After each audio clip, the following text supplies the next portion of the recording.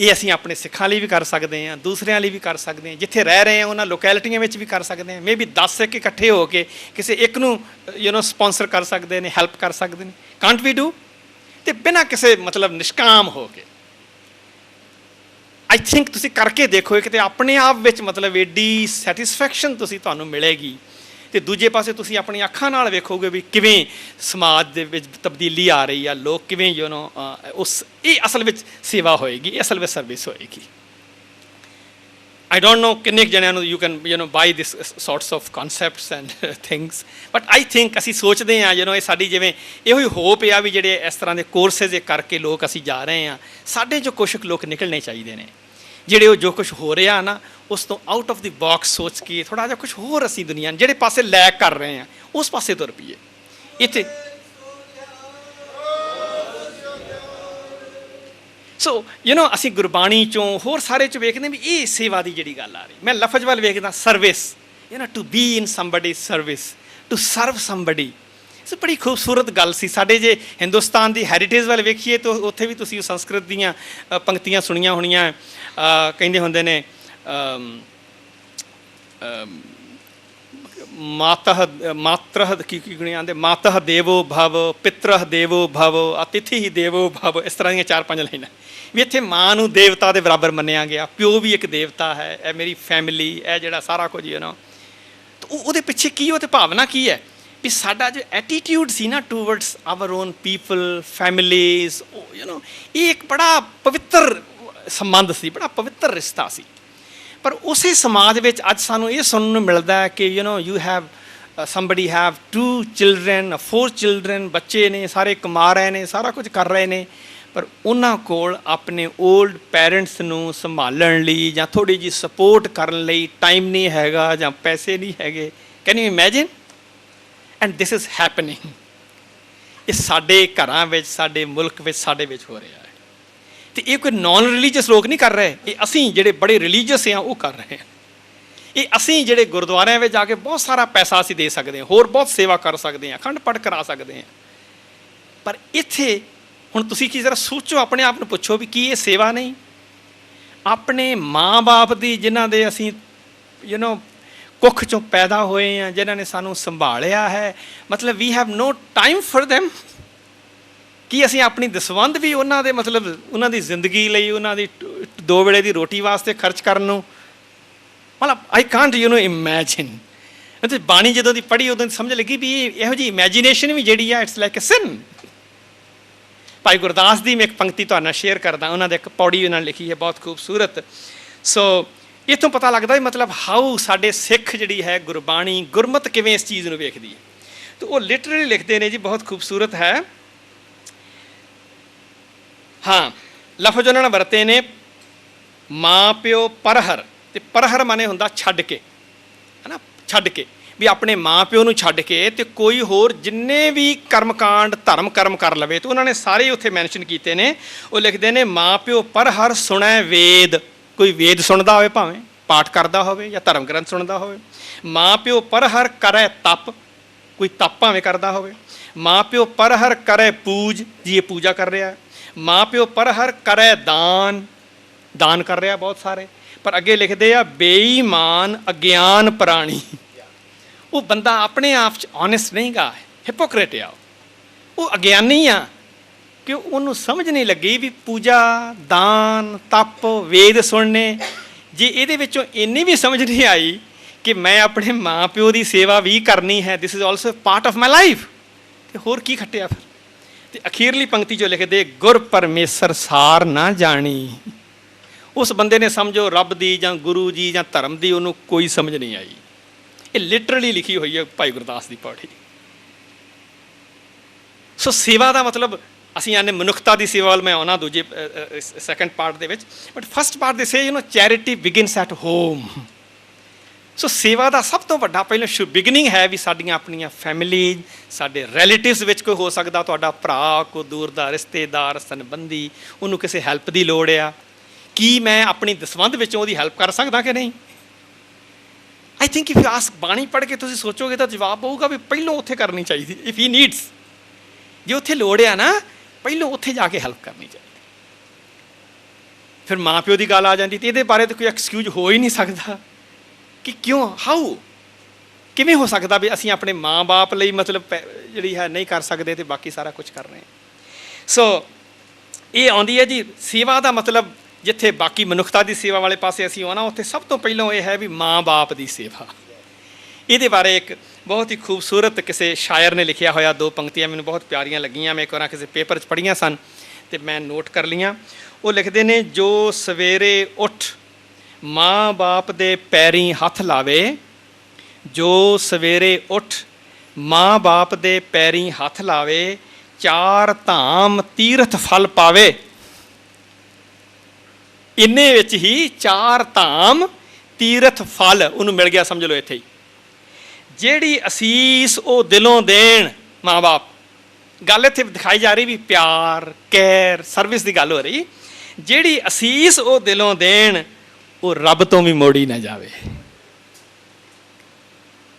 ਸੋ ਆਈ ਮੀਨ ਇਹ ਉਹ ਧਰਮ ਨੇ, ਇਹ ਕਲਚਰ ਸਾਨੂੰ ਸਿਖਾਉਣਾ ਸੀ। ਅਸੀਂ ਪਿਆਰ ਦੀ ਗੱਲ ਕਰਦੇ ਹਾਂ, ਅਸੀਂ ਵੇਖਿਆ ਵੀ ਲੋਕ ਨਾ ਅੱਜ ਕੱਲ੍ਹ ਬੜੇ ਅਸੀਂ ਅਗਾਂਹ ਵਧੂ ਕਹਿੰਦੇ ਹਾਂ ਜੀ, yes I love God and this and that, you know, ਪਰ ਪਰਹੈਪਸ ਆਪਣੀ ਜਦੋਂ ਫੈਮਲੀਜ਼ ਦੀ, ਪਰਿਵਾਰ ਦੀ, ਮਾਂ-ਬਾਪ ਦੀ ਗੱਲ ਆਉਂਦੀ ਆ, ਉੱਥੇ ਕਿਤੇ ਚਲੇ ਜਾਂਦਾ ਉਹ ਪਿਆਰ। ਤੇ ਆਉਂਦੇ ਜਿਸ ਨੂੰ ਆਪਣੇ ਮਾਂ-ਬਾਪ ਵਿੱਚ ਵੀ ਰੱਬ ਨਜ਼ਰ ਨਹੀਂ ਆਇਆ, ਕੈਨ ਯੂ ਇਮੈਜਿਨ ਵੀ ਉਹਨੂੰ ਕਿਤੇ ਹੋਰ ਰੱਬ ਨਜ਼ਰ ਆ ਸਕਦਾ। ਉਹ ਆਉਂਦੇ ਕਿ ਆਈ ਮੀਨ ਇਸ ਗੱਲਾਂ ਸਾਰੀਆਂ ਸੁਣੀਆਂ ਸੁਣਾਈਆਂ ਨੇ, ਅਸੀਂ ਸਾਰੇ ਜਾਣਦੇ, ਪਰ ਉਹਨਾਂ ਦੇ ਪਿੱਛੇ ਮੀਨਿੰਗ ਬੜਾ ਵੱਡਾ ਹੈ। ਉਹ ਕਹਿੰਦੇ ਪਰਮਾਤਮਾ ਆਪ ਇਸ ਧਰਤੀ 'ਤੇ ਨਹੀਂ ਸੀ ਆ ਸਕਦਾ ਸਰੀਰ ਰੂਪ ਦੇ ਵਿੱਚ, ਇਸ ਕਰਕੇ ਉਹਨੇ ਮਾਂ ਬਣਾ ਦਿੱਤੀ ਹੈ। ਅਸੀਂ ਆਨੇ ਨਾ ਵਾਹਿਗੁਰੂ ਇਜ਼ ਕ੍ਰੀਏਟਰ, ਤੇ ਉਹਦੇ ਜਿਹੜਾ ਥੋੜ੍ਹਾ ਮਾਈਂਡ ਅਪਲਾਈ ਕਰਕੇ ਵੇਖੋ ਵੀ how he is creator. He is creating through whom, through the mother.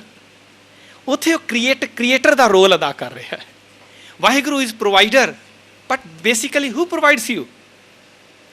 ਕੌਣ ਪ੍ਰੋਵਾਈਡ ਕਰਦਾ? ਮਾਂ-ਬਾਪ ਕਰਦੇ ਨੇ। ਸ਼ੁਰੂ ਦੇ 15-20 ਸਾਲ ਤੱਕ ਮਾਂ-ਬਾਪ ਬਿਨਾਂ ਕਿਸੇ ਆਪਣੇ ਸਾਰੇ ਦੁੱਖ ਸਹਿ ਕੇ ਆਪਣੇ ਬੱਚਿਆਂ ਵਾਸਤੇ ਵੇਖੋ ਉਹਨੂੰ ਪ੍ਰੋਵਾਈਡ ਕਰ ਰਹੇ ਨੇ। ਉਹੀ ਬੱਚੇ ਬਾਅਦ ਵਿੱਚ ਜਾ ਕੇ ਭੁੱਲ ਜਾਂਦੇ ਨੇ ਵੀ ਉਹਨਾਂ ਦਾ ਕੋਈ ਮਾਂ-ਬਾਪ ਵੀ ਹੈਗਾ ਹੈ। I think we need to really think on this. ਇੱਥੇ ਮੈਨੂੰ ਤਾਂ ਇੱਦਾਂ ਲੱਗਦਾ ਵੀ ਉੱਥੇ ਫਿਰ ਮਨੁੱਖਤਾ ਗਵਾਚ ਜਾਂਦੀ ਹੈ, ਧਰਮ ਖਤਮ ਹੋ ਗਿਆ ਉੱਥੇ। ਮੇਰੇ ਹਿਸਾਬ ਨਾਲ ਉੱਥੇ ਧਰਮ ਨਹੀਂ ਫਿਰ ਰਹਿ ਗਿਆ ਹੁਣ, ਵੀ ਜੇ ਮੈਨੂੰ ਆਪਣੇ ਮਾਂ-ਬਾਪ ਲਈ ਵੀ ਇਸ ਤਰ੍ਹਾਂ ਦਾ ਮਤਲਬ ਕੋਈ ਕੰਸਰਨ ਨਹੀਂ ਪੈਦਾ ਹੋ ਸਕਿਆ, ਤੇ ਬਾਕੀ ਤਾਂ ਗੱਲਾਂ ਫਜ਼ੂਲ ਹੀ ਨੇ ਫਿਰ। ਸੈਕੰਡ ਪਾਰਟ ਹੈਗਾ ਜੀ, ਗੁਰਬਾਣੀ ਆਉਂਦੀ ਹੈ ਵੀ ਸੇਵਾ ਦਾ ਮਤਲਬ ਹੀ ਹੈ ਮਨੁੱਖਤਾ ਦੀ ਸੇਵਾ। ਇੱਥੇ ਵੀ I would like to quote from Bible, ਬੜੀ ਖੂਬਸੂਰਤ ਉੱਥੇ ਗੱਲ ਲਿਖੀ ਹੋਈ ਹੈ। ਸਵਾਲ ਇਹ ਉੱਥੇ ਅਰਾਈਜ਼ ਕੀਤਾ ਹੋਇਆ ਕਿ ਵੀ ਸਪੋਜ਼ ਬੰਦਾ ਜਿਹੜਾ ਉਹ ਰੱਬ ਦੀ ਦਰਗਾਹ ਵਿੱਚ ਜਾਂਦਾ ਹੈ, ਅਤੇ ਉੱਥੇ ਪ੍ਰਮਾਤਮਾ ਮੋਟੇ ਤੌਰ 'ਤੇ ਜੇ ਕਹਿਣਾ ਹੋਵੇ ਉਹਨੂੰ ਕੀ ਪੁੱਛਦਾ, ਕੀ ਵੇਖ ਕੇ ਉਹਨੂੰ ਐਂਟਰੀ ਦਿੰਦਾ ਅੰਦਰ, ਉਹਨੂੰ ਕਹਿੰਦਾ ਵੀ ਅੰਦਰ ਆ ਜਾ, ਜਾਂ ਕੀ ਵੇਖ ਕੇ ਕਹਿੰਦਾ ਵੀ ਬਾਹਰ ਚਲੇ ਜਾ। ਹੁਣ ਜੇ ਇਹਦਾ ਜਵਾਬ ਅਸੀਂ ਲੱਭਣਾ ਹੋਵੇ ਤਾਂ ਸਾਡੇ ਜਿਹੜੇ ਆਨਸਰਸ ਨੇ ਉਹ ਵੈਰੀ ਡਿਫਰੈਂਟ ਹੋਣਗੇ। ਅਸੀਂ ਕਹਾਂਗੇ ਵੀ ਰੱਬ ਵੇਖੇਗਾ, ਪੁੱਛੇਗਾ ਵੀ ਇਹਨੇ ਬਾਈਬਲ ਪੜ੍ਹੀ ਕਿ ਨਹੀਂ ਪੜ੍ਹੀ, ਇਹ ਜੀਸਸ ਨੂੰ ਮੰਨਦਾ ਕਿ ਨਹੀਂ ਮੰਨਦਾ, ਇਹਨੇ ਫਲਾਣਾ ਕਰਮ ਕੀਤਾ ਕਿ ਨਹੀਂ ਕੀਤਾ। ਪਰ ਉੱਥੇ ਜੀਸਸ ਉਹਦਾ ਜੋ ਜਵਾਬ ਦਿੰਦੇ ਨੇ, ਉਹ ਕਹਿੰਦੇ ਆ ਵੀ ਮੇਰੇ ਹਿਸਾਬ ਨਾਲ ਵਾਹਿਗੁਰੂ ਪ੍ਰਮਾਤਮਾ ਜਿਹੜਾ ਨਾ ਗੋਡ, ਉਹ 6 ਚੀਜ਼ਾਂ ਵੇਖੇਗਾ। 6 ਚੋਂ ਜੇ ਇੱਕ ਵੀ ਕੀਤੀ ਹੋਈ ਤਾਂ ਉਹ ਕਹਿ ਦੇਗਾ ਯੈਸ ਕਮ ਇਨ, ਜੇ ਨਹੀਂ ਕੀਤੀ ਹੋਈ ਤਾਂ ਉਹ ਕਹੇਗਾ ਗੋ ਆਊਟ। ਅਤੇ ਉੱਥੇ ਲਿਖਿਆ ਹੋਇਆ ਵੀ ਕੀ ਪੁੱਛੇਗਾ, ਤਾਂ ਪ੍ਰਮਾਤਮਾ ਬੋਲਦਾ। ਪ੍ਰਮਾਤਮਾ ਕਹਿੰਦਾ I was hungry, you provided me food, I was thirsty, if you provided me water, I was sick, if you have provided me with medicine, I was shelterless, if you helped me to provide a shelter, and so on. ਕਿ ਮੈਂ ਕਦੀ ਭੁੱਖਾ ਸਾਂ, ਤੂੰ ਮੈਨੂੰ ਰੋਟੀ ਦਿੱਤੀ ਹੋਵੇ, ਮੈਂ ਕਦੀ ਪਿਆਸਾ ਸਾਂ, ਤੂੰ ਕਦੀ ਮੈਨੂੰ ਪਾਣੀ ਪਿਆਇਆ ਹੋਵੇ, ਮੈਂ ਕਦੀ ਬਿਮਾਰ ਸਾਂ, ਤੂੰ ਮੇਰਾ ਪਤਾ ਲੈਣ ਆਇਆ ਹੋਵੇਂ, ਕੋਈ ਮੈਡੀਸਨ ਹੈਲਪ ਕੀਤੀ ਹੋਵੇ, ਮੈਂ ਕਦੀ ਅਸਹਾਏ ਸਾਂ, ਕੋਈ ਸਪੋਰਟ ਨਹੀਂ ਸੀ ਮੇਰੀ, ਤੂੰ ਉੱਥੇ ਮੇਰੀ ਸਪੋਰਟ ਬਣ ਕੇ ਆਇਆ ਹੋਵੇਂ। ਜੇ ਇਸ ਤਰ੍ਹਾਂ ਦਾ ਕੋਈ ਵੀ ਕੰਮ ਕੀਤਾ ਤੇ ਯੂ ਆਰ। ਜਪਜੀ ਸਾਹਿਬ 'ਚ ਆਉਂਦਾ ਨਾ, ਕਰਮੀ ਕਰਮੀ ਹੋਏ ਵਿਚਾਰ। ਉੱਥੇ ਇਹਨਾਂ ਦੇ ਸਾਡੇ ਜੋ ਕਰਮ ਕੀ ਕੀਤੇ ਨੇ, ਇਹਨਾਂ ਦੇ ਹਿਸਾਬ ਨਾਲ ਅਸੈਸਮੈਂਟ ਉੱਥੇ ਹੁੰਦੀ ਹੈ। ਸੋ ਇੱਥੋਂ ਸੈਂਸ ਬਣਦਾ, ਦੈਟਸ ਟਰੂ। ਬਿਕੋਜ਼ ਅਸੀਂ ਵਾਹਿਗੁਰੂ ਜਿਹੜਾ, ਕੱਲ੍ਹ ਇਹਦੇ ਬਾਰੇ ਡਿਟੇਲ 'ਚ ਆਪਾਂ ਗੱਲ ਕਰਾਂਗੇ ਵੀ ਵਾਹਿਗੁਰੂ ਦੀ ਜਦੋਂ ਅਸੀਂ ਗੱਲ ਕਰਦੇ ਹਾਂ ਤਾਂ ਵਾਹਿਗੁਰੂ ਤੇ ਆਪਣੀ ਸਰਵ ਵਿਆਪਕ ਹੋਂਦ ਹੈ, ਉਹ ਤਾਂ ਮਨੁੱਖਾਂ ਵਿੱਚ ਵਸਦਾ ਹੈ। ਉੱਥੇ ਮਾਂ ਵਿੱਚ ਵਸ ਕੇ ਉਹ ਵਾਹਿਗੁਰੂ ਹੀ ਮਾਂ ਵਾਲਾ ਰੋਲ ਅਦਾ ਕਰ ਰਿਹਾ ਹੈ। ਇਹ ਟੀਚਰ ਵਿੱਚ ਉਹ ਮਾਂ ਟੀਚਰ ਦੇ ਰੂਪ ਵਿੱਚ ਆਪ ਹੀ ਰੋਲ ਅਦਾ ਕਰ ਰਿਹਾ ਉਹ, ਐਂਡ ਸੋ ਔਨ। ਤੇ ਅਸੀਂ ਸਾਡੇ ਲੋਕਾਂ ਦੇ ਵਿੱਚ ਇਹ ਹੁਣ ਵੇਖੋ ਧਰਮ ਦੀ ਇੱਕ ਅੰਡਰਸਟੈਂਡਿੰਗ ਥੋੜ੍ਹੀ ਹੋਈ, ਇਹ ਤੇ ਨੌਨ ਅੰਡਰਸਟੈਂਡਿੰਗ ਹੈ। It's like ignorance on the part of religion, ਕਿ ਅਸੀਂ ਲੋਕ ਇੱਕ ਪਾਸੇ ਰੱਬ ਦੀ ਪੂਜਾ ਪ੍ਰਤਿਸ਼ਠਾ ਹੋਰ ਸਾਰਾ ਕੁਝ ਕਰਦੇ ਹਾਂ, ਮੱਥਾ ਟੇਕ ਰਹੇ ਹਾਂ, ਉਹਨੂੰ ਚੜਾਵਾ ਚੜਾ ਰਹੇ ਹਾਂ। ਦੂਜੇ ਪਾਸੇ ਜਿਹੜੇ ਲਾਈਵ ਰੱਬ ਨੇ ਜਾਂ ਜ਼ਿੰਦਾ ਮਨੁੱਖ ਨੇ ਜਿਨ੍ਹਾਂ ਵਿੱਚ ਪਰਮਾਤਮਾ ਵਸ ਰਿਹਾ ਆਪ, ਉਹਨਾਂ ਨੂੰ ਨਿਗਲੈਕਟ ਕਰ ਰਹੇ ਹਾਂ। ਉਹਨਾਂ ਲਈ ਕੋਈ ਕੰਸਰਨ ਨਹੀਂ, ਉਹ ਭਾਵੇਂ ਭੁੱਖੇ ਮਰ ਜਾਣ ਸਾਡੇ ਸਾਹਮਣੇ ਹੀ, ਅਸੀਂ ਆਨੇ ਜੀ ਸਾਨੂੰ ਕੀ ਲੈਣਾ ਦੇਣਾ ਨਹੀਂ। ਤੇ ਗੁਰਬਾਣੀ ਨੇ ਸਾਨੂੰ ਜਿਹੜੀ ਸੰਗਤ ਦੀ ਸੇਵਾ ਦਾ ਕਨਸੈਪਟ ਸੀ ਨਾ, ਉਹ ਵੀ ਇਹਦੇ ਪਿੱਛੇ ਵੀ ਇਹੋ ਹੀ ਸੀ ਅਸਲ ਵਿੱਚ, ਵੀ ਮਨੁੱਖਾਂ ਦੀ ਸੇਵਾ, ਦੂਜਿਆਂ ਨਾਲ ਸ਼ੇਅਰ ਕਰਨਾ। ਤੇ ਇਹ ਸ਼ੇਅਰ ਦੇ ਪਿੱਛੇ ਵੀ ਨਾ ਅੱਜ ਕੱਲ੍ਹ ਅਸੀਂ ਜਿਵੇਂ ਨਿਰਾ ਮਕੈਨੀਕਲ ਕਰ ਛੱਡਿਆ ਹੈ, ਮਤਲਬ ਅੰਦਰ ਭਾਵਨਾ ਨਹੀਂ, ਕੰਸਰਨ ਨਹੀਂ ਹੈਗਾ, ਕੇਅਰ ਨਹੀਂ ਹੈਗੀ, ਲਵ ਨਹੀਂ ਹੈਗਾ। ਇਹ ਸਾਰੀਆਂ ਵਰਚੂਜ਼ ਮਿਸਿੰਗ ਨੇ, ਪਰ ਕਿਉਂਕਿ ਅਸੀਂ ਸੁਣਿਆ ਹੈ ਇਸ ਤਰ੍ਹਾਂ ਕਰਨਾ ਚਾਹੀਦਾ, we are just doing things, ਪਰ ਇਹ ਫਿਰ ਸਰਵਿਸ ਥੋੜ੍ਹੀ, ਇਹ ਸੇਵਾ ਥੋੜ੍ਹੀ ਹੋਈ ਉੱਥੇ। ਸੋ ਇੱਕ ਦੋ ਪ੍ਰਮਾਣ ਮੈਂ ਤੁਹਾਡੇ ਨਾਲ ਸਾਂਝੇ ਕਰਾਂ ਗੁਰਬਾਣੀ ਵਿੱਚੋਂ, ਵੀ ਸੇਵਾ ਜਿਹੜੀ ਹੈ ਉਹ ਗੁਰੂ ਸਾਹਿਬ ਕਹਿੰਦੇ ਇਸ ਤਰ੍ਹਾਂ ਹੋ ਸਕਦੀ ਹੈ ਕਿ ਬਈ ਵਿੱਚ ਦੁਨੀਆ ਸੇਵ ਕਮਾਈਐ, ਤੁਸੀਂ ਆਮ ਸੁਣੀ ਹੋਣੀ, ਵੇਖੋ ਤਾਂ ਦਰਗਹਿ ਬੈਸਣ ਪਾਈ। ਹੁਣ ਇਹਦਾ ਸਿੱਧਾ ਜਿਹਾ ਅਰਥ ਹੈ, ਜੇ ਦੁਨੀਆ ਵਿੱਚ ਸੇਵਾ ਕਮਾਈ ਹੋਵੇ, ਸੇਵਾ ਕੀਤੀ ਹੋਵੇ, which is very similar to the same Bible sort of thing, ਵੀ ਦੁਨੀਆ 'ਚ ਰਹਿ ਕੇ ਕੋਈ ਸੇਵਾ ਕੀਤੀ ਹੋ, ਕਿਸੇ ਦਾ ਭਲਾ ਕੀਤਾ ਹੈ ਕਦੀ, ਤਾਂ ਦਰਗਹਿ ਬੈਸਣ ਪਾਈ ਹੈ। ਫਿਰ ਸੇਵਾ ਕਿਵੇਂ ਕੀਤੀ ਜਾਏ, ਕਈ ਵਾਰ ਕੁਐਸਚਨ ਕੀਤਾ ਜਾਂਦਾ। ਸੋ ਸੇਵਾ ਦੀਆਂ ਕਈ ਫਾਰਮਸ ਹੋ ਸਕਦੀਆਂ, ਇਹ ਨਹੀਂ ਵੀ ਇਹੋ ਹੀ ਸੇਵਾ ਨਹੀਂ, ਕਈ ਤਰੀਕੇ ਨਾਲ, ਤਨ ਮਨ ਧਨ ਦੀ ਸੇਵਾ, ਇਹ ਸਭ ਪਾਰਟ ਆਫ ਉਹਦੀ ਸੇਵਾ ਨੇ।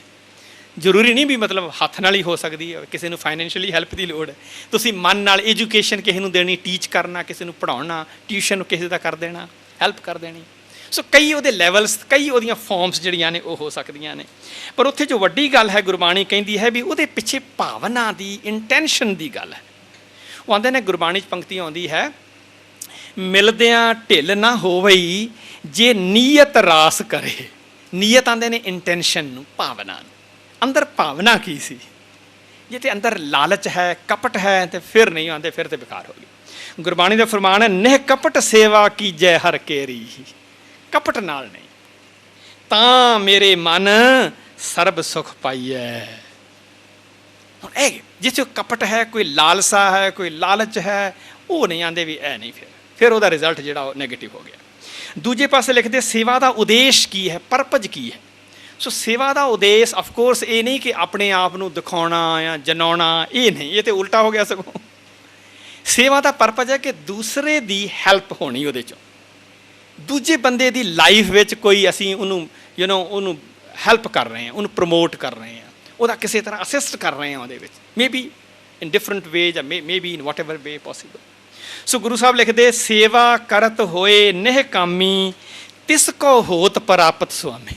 ਹੁਣ ਸੇਵਾ ਨੂੰ ਵਾਹਿਗੁਰੂ ਦੀ ਪ੍ਰਾਪਤੀ ਨਾਲ ਜੋੜਿਆ ਹੋਇਆ। ਸੇਵਾ ਕਰਦਿਆਂ ਹੋਇਆਂ ਨਿਸ਼ਕਾਮ ਭਾਵਨਾ ਪੈਦਾ ਹੋਵੇ ਕਿ ਮੈਂ ਇਹ ਮਨੁੱਖਾਂ ਦੀ ਨਹੀਂ, ਮੈਂ ਮਨੁੱਖਾਂ, ਵਾਹਿਗੁਰੂ ਦੇ ਰੂਪ ਵਿੱਚ ਮਨੁੱਖਾਂ ਦੀ ਸੇਵਾ ਕਰ ਰਿਹਾ। ਗੁਰੂ ਅਰਜਨ ਸਾਹਿਬ ਦੀ ਬੜੀ ਖੂਬਸੂਰਤ ਪੰਕਤੀ ਹੈ ਕਿ ਜਿਵੇਂ ਮੈਂ ਸਿੱਖ ਦੀ ਕਿਸੇ ਦੀ ਸੇਵਾ ਕਰਦਾ ਹਾਂ, ਸੰਗਤ ਦੀ ਸੇਵਾ ਕਰਦਾ ਹਾਂ, ਤਾਂ ਬਹੁਤ ਹੀ ਖੂਬਸੂਰਤ ਪੰਕਤੀ ਲਿਖਦੇ, ਮੈਂ ਬੱਧੀ ਸੱਚ ਧਰਮਸਾਲ ਹੈ।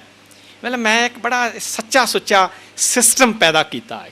ਉਹ ਕੀ ਹੈ ਜੀ, ਕਿ ਗੁਰ ਸਿੱਖਾਂ ਲੱਦਾਂ ਭਾਲ ਕੇ, ਮੈਂ ਗੁਰੂ ਦੇ ਸਿੱਖਾਂ ਨੂੰ ਲੱਭਦਾ ਵੀ ਮੈਨੂੰ ਮਿਲਣ ਅਤੇ ਮੈਂ ਉਹਨਾਂ ਦੀ ਹੈਲਪ ਕਰ ਸਕਾਂ, ਉਹਨਾਂ ਦੀ ਸੇਵਾ ਕਰ ਸਕਾਂ।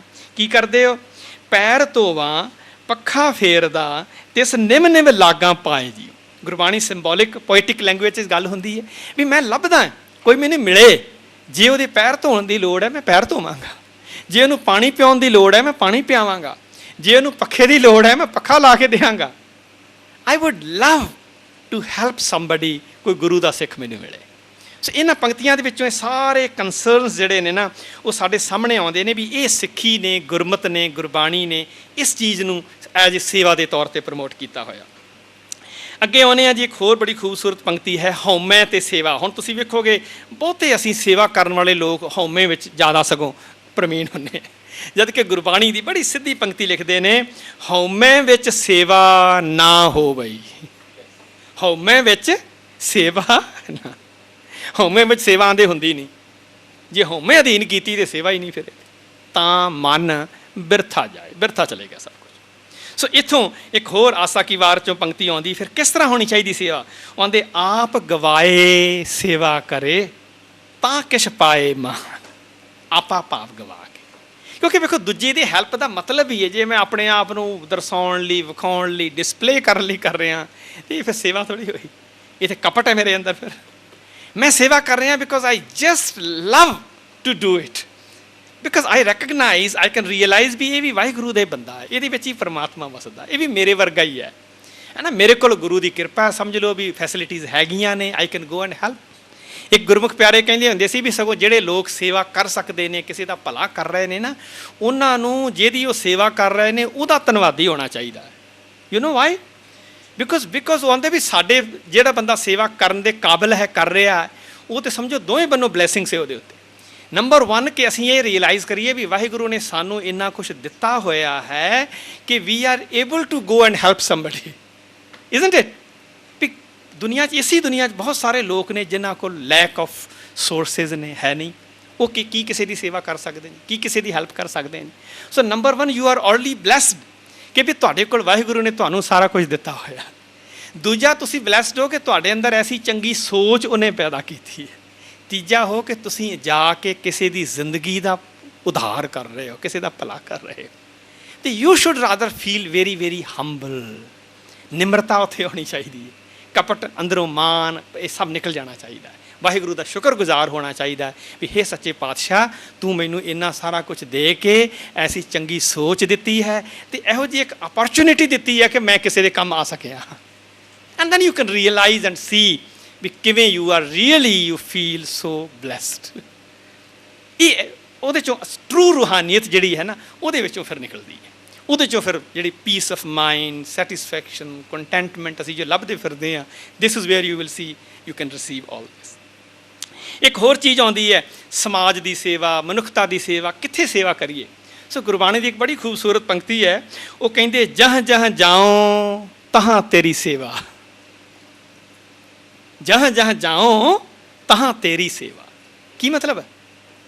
ਹੁਣ ਗੁਰੂ ਸਾਹਿਬ ਲਿਆਂਦੇ, ਮੈਂ ਜਿੱਥੇ ਵੀ ਜਾਵਾਂ, ਜਿੱਥੇ ਵੀ ਹਾਂ, maybe I am as a teacher, I am as a lawyer, I am as a nurse, I am as a anyone, business ਕਰ ਰਹੇ ਹਾਂ, ਮੈਂ ਕੋਈ ਦੁਕਾਨਦਾਰੀ, ਕੁਛ ਵੀ ਕਰ ਰਹੇ ਹਾਂ, ਮੈਂ ਜਿੱਥੇ ਵੀ ਹਾਂ, ਜੋ ਵੀ ਕੰਮ ਕਰ ਰਹੇ ਹਾਂ, ਉੱਥੇ ਹੀ ਸੇਵਾ ਹੋ ਸਕਦੀ ਹੈ। ਕਿਉਂਕਿ ਉਹਦਾ ਕੰਸਰਨ ਤੇ ਸਾਡੀ ਭਾਵਨਾ ਨਾਲ ਹੈ, ਸਾਡੇ ਅੰਦਰ ਦੇ ਡਿਵੋਸ਼ਨ ਨਾਲ। ਕਿਤੇ ਖਾਸ ਜਗ੍ਹਾ 'ਤੇ ਜਾ ਕੇ ਨਹੀਂ ਸੇਵਾ ਹੋ ਸਕਦੀ।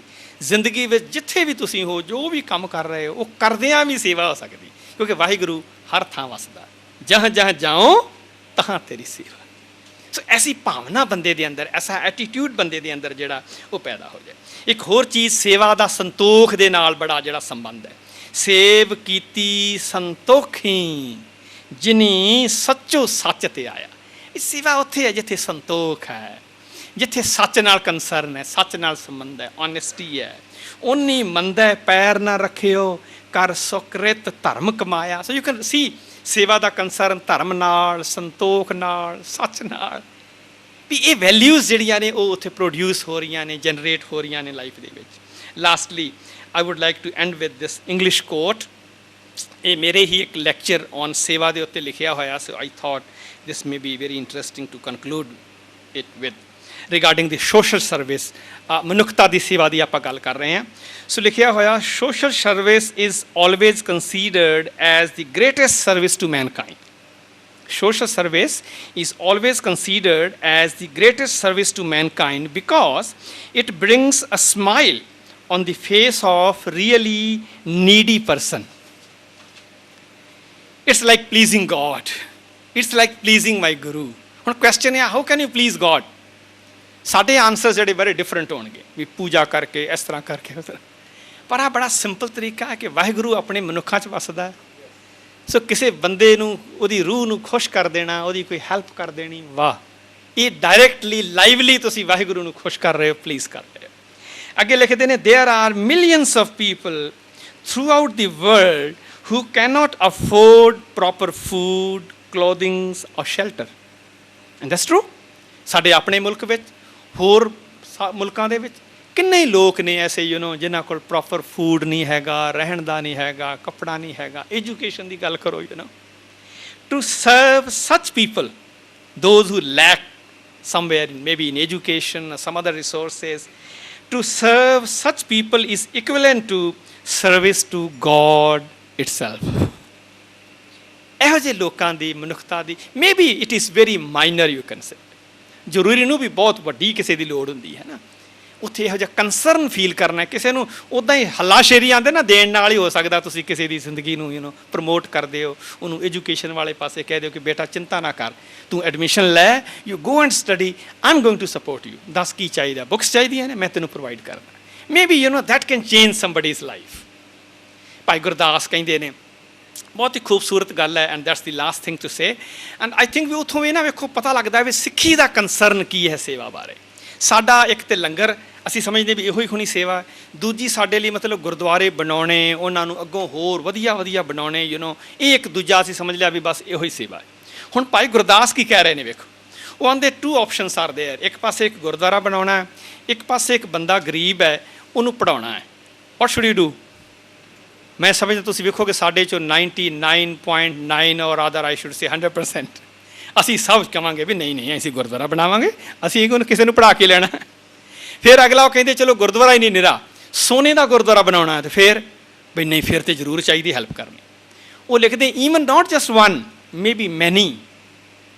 ਉਹਨਾਂ ਦਾ ਕੰਸਰਨ ਸਿੱਖੀ ਬਾਰੇ ਉਹ ਦੱਸਦੇ ਨੇ, ਅਤੇ ਗੁਰਬਾਣੀ ਦੇ ਸਿੱਖੀ ਦੇ ਸਭ ਤੋਂ ਵੱਡੇ ਵਿਆਖਿਆਕਾਰ ਉਹ ਮੰਨੇ ਜਾਂਦੇ ਨੇ। ਉਹ ਕਹਿੰਦੇ ਨੇ ਜੈਸੇ 7 ਮੰਦਰ ਕੰਚਨ ਕੇ ਉਸਾਰ ਦੀਨੇ। ਮੰਦਰ ਮਾਨੇ ਹੁੰਦਾ ਧਰਮ ਸਥਾਨ, ਗੁਰਦੁਆਰਾ। ਕੰਚਨ ਹੁੰਦਾ ਸੋਨਾ। ਜੈਸੇ 7 ਮੰਦਰ ਕੰਚਨ ਕੇ ਉਸਾਰ ਦੀਨੇ, ਜਿਵੇਂ ਕੋਈ 7 ਮੰਦਰ ਸੋਨੇ ਦੇ ਬਣਾ ਦੇਵੇ, ਤੈਸਾ ਪੁੰਨ ਸਿੱਖ ਕੋ ਇੱਕ ਸ਼ਬਦ ਸਿਖਾਏਗਾ। ਕਿਸੇ ਸਿੱਖ ਨੂੰ, ਕਿਸੇ ਮਨੁੱਖ ਨੂੰ ਇੱਕ ਸ਼ਬਦ ਦਾ ਮਤਲਬ ਜਸਟ ਮਿਨੀਮਮ ਇੱਕ ਵਰਡ, ਇੱਕ ਥੋੜ੍ਹੀ ਜਿਹੀ ਸਿੱਖਿਆ ਕਿਤੇ ਦੇ ਦਿਓ ਤੁਸੀਂ, maybe that even can change his life. ਆਉਂਦੇ ਉਹ 7 ਮੰਦਰ ਸੋਨੇ ਦੇ ਬਣਾ ਦੇਣ ਨਾਲੋਂ ਇਹ ਕਿਸੇ ਇੱਕ ਸਿੱਖ ਨੂੰ, ਕਿਸੇ ਵਿਅਕਤੀ ਨੂੰ ਥੋੜ੍ਹੀ ਜਿਹੀ ਐਜੂਕੇਸ਼ਨ ਦੇ ਦੇਣੀ, ਸਿੱਖਿਆ ਦੇ ਦੇਣੀ, ਇਹ ਉਸ ਤੋਂ ਜ਼ਿਆਦਾ ਪੁੰਨ ਵਾਲੀ ਚੀਜ਼। ਵਾਹਿਗੁਰੂ ਜੀ ਕਾ ਖਾਲਸਾ, ਵਾਹਿਗੁਰੂ ਜੀ ਕੀ ਫਤਿਹ। ਮੈਨੂੰ ਇੱਥੋਂ ਹੀ ਇੱਕ ਖਬਰ ਦਿੱਤੀ ਗਈ ਹੈ, ਗੁਰਦੁਆਰਾ ਦੀ ਸੇਵਾ ਨੂੰ ਲੈ ਕੇ ਨੌਜਵਾਨਾਂ ਤੇ ਪ੍ਰਬੰਧਕਾਂ ਦੇ ਵਿਚਕਾਰ ਤਕਰਾਰ। ਗੁਰੂ ਸਾਹਿਬ ਨੇ ਸਾਨੂੰ ਲੰਗਰ ਦਾ ਕੰਸੈਪਟ ਦਿੱਤਾ, ਔਰ ਲੰਗਰ ਦੇ ਮਸਲੇ ਵਿੱਚ ਤਾਂ ਅਸੀਂ ਡਿਸਟਿੰਕਸ਼ਨਾਂ ਪਾ ਲਈਆਂ, ਜਗ੍ਹਾ ਜਗ੍ਹਾ 'ਤੇ ਲੰਗਰ। ਇੱਕ ਕੰਸੈਪਟ ਹੋਰ ਵੀ ਦਿੱਤਾ ਸੀ ਸਾਨੂੰ, ਵਿਦਿਆ ਵਿਚਾਰੀ ਪਰਉਪਕਾਰੀ। ਪਾਠਸ਼ਾਲਾਵਾਂ ਕਿੰਨੀਆਂ ਨੇ? ਕਹਿੰਦੇ ਨੇ ਕਿ ਇਤਿਹਾਸ ਭਾਵੇਂ ਕਿਸੇ ਵੀ ਕੌਮ ਨਾਲ ਸੰਬੰਧਿਤ ਹੋਵੇ, ਲੇਕਿਨ ਦੂਸਰਿਆਂ ਦੇ ਇਤਿਹਾਸ ਤੋਂ ਵੀ ਅਗਰ ਸੇਧ ਮਿਲਦੀ ਹੋਵੇ ਜਾਂ ਸੇਧ ਲੈ ਲੈਣੀ ਚਾਹੀਦੀ ਹੈ। ਤਾਂ ਮੈਨੂੰ ਯਾਦ ਆ ਰਿਹਾ ਸੀ ਕਿ 2700 ਸਾਲ ਮਾਰ ਖਾਈ ਹੈ ਯਹੂਦੀਆਂ ਨੇ। 2700 ਸਾਲ ਮਾਰ ਖਾਣ ਤੋਂ ਬਾਅਦ ਉਹਨਾਂ ਨੂੰ ਇੱਕ ਛੋਟਾ ਜਿਹਾ ਦੇਸ਼ ਮਿਲਿਆ। ਤਾਂ ਇਕੋਨਮੀ ਵਾਈਜ਼, ਫਾਈਨੈਂਸ ਵਾਈਜ਼ ਅੱਜ ਵੀ ਦੁਨੀਆ ਦੇ ਵਿੱਚ ਸਭ ਤੋਂ ਅਮੀਰ ਕੌਮ ਯਹੂਦੀ ਹੈ। ਅਮਰੀਕਾ ਤੇ ਰਾਜ ਜਿਹੜੀ ਇਕਨੋਮੀ ਵਾਈਜ਼ ਜਾਂ ਫਾਈਨੈਂਸ ਵਾਈਜ਼ ਯਹੂਦੀ ਕਰ ਰਹੇ ਨੇ। ਕਹਿੰਦੇ ਨੇ ਕਿ ਅਰਬਾਂ ਖਰਬਾਂ ਰੁਪਏ ਇਕੱਠੇ ਕਰਕੇ ਉੱਥੋਂ ਦਾ ਜਿਹੜਾ ਧਰਮ ਗੁਰੂ ਹੈ ਇਜ਼ਰਾਈਲ ਦਾ, ਉਸ ਨੂੰ ਲੋਕਾਂ ਨੇ ਆਲ ਓਵਰ ਵਰਲਡ ਯਹੂਦੀਆਂ ਨੇ ਦਿੱਤੇ ਕਿ ਇੱਕ ਐਸਾ ਧਰਮ ਸਥਾਨ ਬਣਾ ਦਿਓ ਕਿ ਦੁਨੀਆ ਅਸ਼ ਕਰ ਜਾਏ ਕਿ ਧਰਮ ਸਥਾਨ ਹੈ ਤਾਂ ਯਹੂਦੀਆਂ ਦਾ ਹੈ। ਸਿਆਣਾ ਸੀ ਉਹ ਧਰਮ ਗੁਰੂ, ਉਸਨੇ ਉਹ ਪੈਸੇ ਵਾਪਸ ਕਰ ਦਿੱਤੇ ਔਰ ਕਿਹਾ ਕਿ ਪੂਰੇ ਇਜ਼ਰਾਈਲ ਦੇ ਵਿੱਚ ਐਜੂਕੇਸ਼ਨ ਇੰਸਟੀਟਿਊਸ਼ਨਸ ਦਾ ਜਾਲ ਵਿਛਾ ਦਿਓ। ਲੇਕਿਨ ਉਹਨਾਂ ਐਜੂਕੇਸ਼ਨ ਇੰਸਟੀਟਿਊਸ਼ਨਸ ਦੇ ਵਿੱਚ ਰਿਲੀਜਨ ਦਾ ਸਬਜੈਕਟ ਮਸਟ ਕਰ ਦਿਓ। ਅੱਜ ਯਹੂਦੀਆਂ ਦੇ ਵਿੱਚ ਕੋਈ ਅਨਪੜ੍ਹ ਨਹੀਂ ਹੈ, ਕੋਈ ਬੇਕਾਰ ਨਹੀਂ ਹੈ, ਔਰ ਜਿਹੜਾ ਅਵਾਰਡ ਹੈ ਨੋਬਲ ਪ੍ਰਾਈਜ਼, ਹਰ ਸਾਲ 2-3 ਅਵਾਰਡ ਨੋਬਲ ਪ੍ਰਾਈਜ਼ ਯਹੂਦੀ ਲਿਜਾਂਦੇ ਨੇ। ਔਰ ਸ਼ੁਰੂਆਤ ਦੇਖੋ ਕਿੱਥੋਂ ਹੋਈ। ਉੱਥੋਂ ਦਾ ਇੱਕ ਸਾਇੰਟਿਸਟ ਸੀ ਵੈਜ਼ਮੈਨ, ਉਸਨੇ ਇੱਕ ਕੈਮੀਕਲ ਇਜਾਦ ਕੀਤਾ ਸੀ ਐਸੀਟੋਨ। ਉਸ ਕੈਮੀਕਲ ਦੇ ਨਾਲ ਕਹਿੰਦੇ ਨੇ ਕਿ ਜਿਹੜੇ ਹਥਿਆਰਾਂ ਦੀ ਪਾਵਰ ਸੀ ਉਹ ਮਲਟੀਪਲਾਈ ਹੋ ਜਾਂਦੀ ਸੀ। ਲੋਕਾਂ ਨੂੰ ਪਤਾ ਲੱਗਿਆ, ਯੂਰੋਪੀਅਨ ਕੰਟਰੀ ਨੇ ਉਹਦੇ ਤੋਂ ਐਸੀਟੋਨ ਦਾ ਜਿਹੜਾ ਫਾਰਮੂਲਾ ਮੰਗਿਆ, ਤੇ ਉਸਨੇ ਇੱਕ ਸ਼ਰਤ ਰੱਖ ਦਿੱਤੀ ਕਿ ਮੇਰੀ ਕੌਮ ਨੂੰ, ਮੇਰੇ ਧਰਮ ਨੂੰ ਰਿਕੋਗਨਾਈਜ਼ ਕਰੋ, ਇਹ ਤੁਹਾਨੂੰ ਐਸੀਟੋਨ ਮੈਂ ਦਿਆਂਗਾ। ਔਰ ਉਸ ਵੈਜ਼ਮੈਨ ਨੇ ਉਹ ਐਸੀਟੋਨ 30 ਮੁਲਕ ਯੂਰੋਪੀਅਨ ਨੂੰ ਦਿੱਤਾ। ਯੂਰੋਪੀਅਨ ਮੁਲਕਾਂ ਨੇ ਇਜ਼ਰਾਈਲ ਨੂੰ ਰਿਕੋਗਨਾਈਜ਼ ਕੀਤਾ ਔਰ ਪਹਿਲਾ ਇਜ਼ਰਾਈਲ ਦਾ ਜਿਹੜਾ ਰਾਸ਼ਟਰਪਤੀ ਸੀ ਉਹ ਵੈਜ਼ਮੈਨ ਬਣਿਆ। ਇਹ ਆਪਣਾ ਜਿਹੜਾ ਉਸਨੇ, ਇਹ ਇਤਿਹਾਸ ਹੈ ਲੋਕਾਂ ਦਾ, ਸਾਨੂੰ ਉੱਥੋਂ ਸਿੱਖਣਾ ਚਾਹੀਦਾ। ਔਰ ਯਕੀਨ ਮੰਨਣਾ, ਸਿੱਖਾਂ ਕੋਲੋਂ ਗੁਰਦੁਆਰੇ ਦੀਆਂ ਬਿਲਡਿੰਗਾਂ ਲਈ, ਲੰਗਰਾਂ ਲਈ ਜਿੰਨਾ ਮਰਜ਼ੀ ਪੈਸਾ ਲੈ ਲਓ, ਸਿੱਖ ਪੜ੍ਹਾਈ ਲਈ ਪੈਸਾ ਨਹੀਂ ਦਿੰਦਾ। I am sorry.